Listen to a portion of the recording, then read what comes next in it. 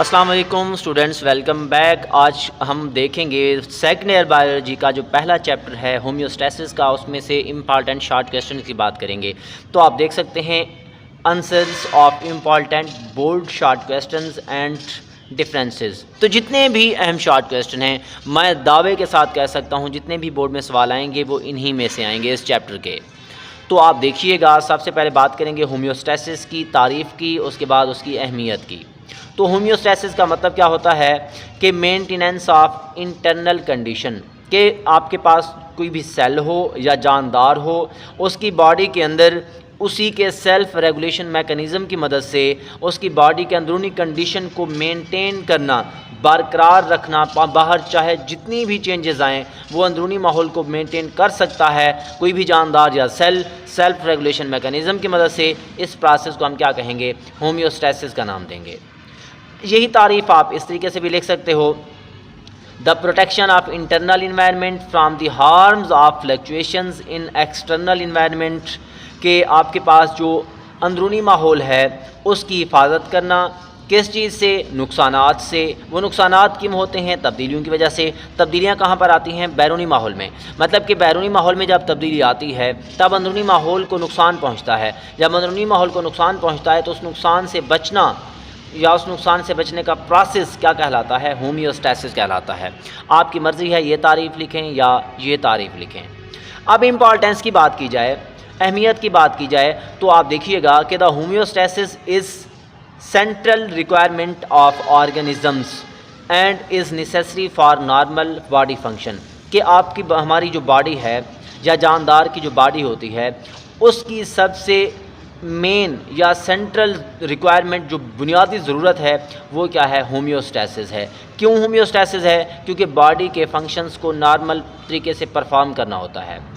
Due to homeostasis, homeostasis की मदद से एक जानदार इस काबिल हो जाता है कि चाहे जितनी भी कंडीशंस बैरूनी तौर पर चेंज हों, चाहे चेंजेस आएँ, चाहे सर्दी हो गर्मी हो, तब वो जानदार उन कंडीशन के अंदर रहने के काबिल हो सकता है। The organisms having better homeostatic system, वो जानदार जिसका होम्योस्टैटिक सिस्टम बेहतरीन होगा, विल सर्वाइव, वो सर्वाइव कर सकता है, and adopt in the changing condition, और वो अपने आप को जो मुसलसल कंडीशंस चेंज हो रही हैं बैरूनी माहौल में उसके अंदर वो जो है सर्वाइव कर सकता है। इट मींस दैट, इसका मतलब ये है कि होम्योस्टैसिस कंट्रीब्यूट्स इन एवोल्यूशनरी प्रोसेस, कि होम्योस्टैसिस जो है वो एवोल्यूशनरी प्रोसेस के अंदर किरदार अदा करता है।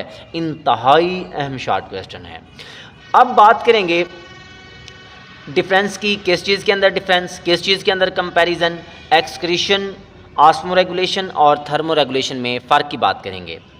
तो एक्सक्रीशन ऐसा मैकेनिज़्म है, ऐसा सिस्टम है, ऐसा प्रोसेस है जिसकी मदद से हम बॉडी के अंदर बनने वाले मेटाबॉलिक नाइट्रोजनस वेस्ट को खारिज कर देते हैं, उसको हम एक्सक्रीशन का नाम देते हैं। ऑस्मोरेगुलेशन का क्या मतलब है? कि बॉडी के अंदर सोल्यूट और वाटर बैलेंस को मेंटेन करना बैरूनी माहौल के लिहाज से, तो उसको हम कहते हैं ऑस्मोरेगुलेशन। इसी तरह अगर टेम्परेचर को मेंटेन कर रहे हैं काबिल बर्दाश्त हद तक जानदार की बॉडी के अंदर, तब उसको नाम देंगे थर्मोरेगुलेशन का। तो ये आपके पास दो शॉर्ट क्वेश्चन हो गए। इसी तरह आप बात करेंगे किस चीज़ की?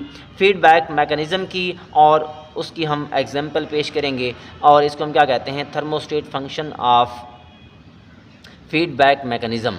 अब इसको आपने समझना है, काफ़ी इंपॉर्टेंट शॉर्ट क्वेश्चन है। The detection of change by receptors and sending signals by control system to effectors for response is called feedback mechanism। अब आपने इसको समझना है। बैरूनी माहौल में जब कोई भी चेंज आता है, बैरूनी माहौल में जब कोई तब्दीली आती है, तब उसको रिसेप्टर्स महसूस करते हैं। रिसेप्टर्स महसूस करते हैं, फिर वो कंट्रोल सिस्टम की तरफ सिग्नल भेज देते हैं। कंट्रोल सिस्टम की तरफ जब सिग्नल जाता है, तब वो कंट्रोल सिस्टम जो है वो इफेक्टर्स की तरफ भेज देता है, और इफेक्टर्स क्या करते हैं? रेस्पॉन्स शो करते हैं कि जो बैरूनी माहौल में तब्दीली आई थी उसके खिलाफ रेस्पॉन्स शो किया जाए। तो इस प्रोसेस को हम कहते हैं फीडबैक मैकेनिज़्म। अब आप देखिएगा ज़रा, for example human body temperature is regulated by complex homeostatic mechanism, कि हमारी बॉडी के अंदर का जो टेम्परेचर है उसको एक पेचीदा होम्योस्टैटिक सिस्टम जो है वो रेगुलेट करता है, कम करता है या ज़्यादा करता है। आप देखिएगा the homeostatic system are helped by feedback mechanism के जो होम्योस्टैटिक सिस्टम है जिसने होम्योस्टैसिस को मेंटेन करना है, जिसने टेम्परेचर को नॉर्मल कंडीशन तक लाना है, चाहे वो ऊपर चला जाए या नीचे चला जाए तो उसको नॉर्मल कंडीशन तक लाएगा होम्योस्टैटिक सिस्टम। वो किस चीज़ का सहारा लेगा? फीडबैक मैकेनिज़्म का सहारा लेगा। तो आप देखिएगा the homeostatic thermostat is present, जो होम्योस्टैटिक थर्मोस्टेट है वो मौजूद होता है किस चीज़ के अंदर? इंतहाई अहम मारूजी है हाइपोथैलेमस के पास। और हाइपोथैलेमस किस चीज़ का पार्ट है? ब्रेन का। अब आप देखिएगा जो होम्योस्टैटिक थर्मोस्टेट है जो कहाँ पर मौजूद है? हाइपोथैलेमस में। वो रेस्पॉन्ड करता है किस चीज़ के ख़िलाफ़? जो बैरूनी माहौल में चेंजेस आती हैं। फॉर एग्ज़ाम्पल तो आप देख सकते हैं, ये देखें, ये टेम्परेचर है आपके पास 36.1 से 37.8 डिग्री सेंटीग्रेड। अगर टेम्परेचर इससे ऊपर जाएगा तब होम्योस्टैटिक फंक्शन का जो होम्योस्टैटिक थर्मोस्टेट है ये इस टेम्परेचर को फिर नॉर्मल कंडीशन तक लेकर आता है। अगर ये कम हो जाए फिर इसको ज़्यादा करता है। नॉर्मल कंडीशन तक ही टेम्परेचर को मेंटेन रखा जाता है। तो ये कौन किरदार अदा कर रहा था? होम्योस्टैटिक थर्मोस्टेट जो कहाँ पर मौजूद था? ब्रेन के अंदर, हाइपोथैलेमस के पास। और वो किस चीज़ का सहारा ले रहा था? फीडबैक मैकेनिज़्म का। ये आपके पास बिल्कुल सिंपल सा शॉर्ट क्वेश्चन है, काफ़ी दफ़ा पेपर में आ चुका है। इसी तरह अगर बात करेंगे compare physical control system and living control system, इंतहाई अहम शॉर्ट क्वेश्चन।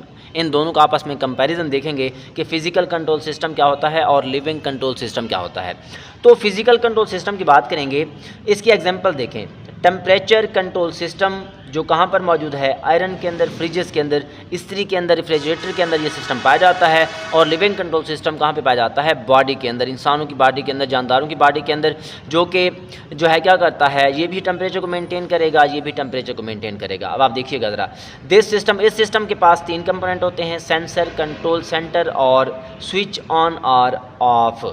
इसी तरह इसके पास भी 3 कंपोनेंट होते हैं, रिसेप्टर, कंट्रोल सेंटर और इफेक्टर्स।